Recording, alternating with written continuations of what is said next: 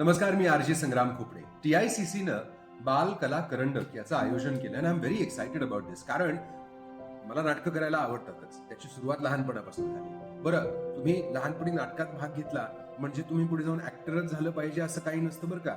यात आपण जे शिकतो लहानपणी ते आयुष्यभर आपल्या कामी येतं.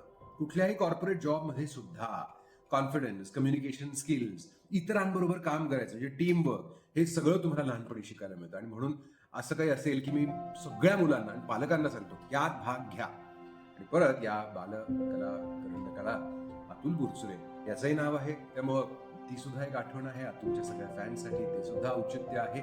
डिटेल्स जे टाकलेले आहेत ना कॅप्शन मध्ये ते बघा आणि नक्की भाग घ्या. मी सुद्धा येतोय.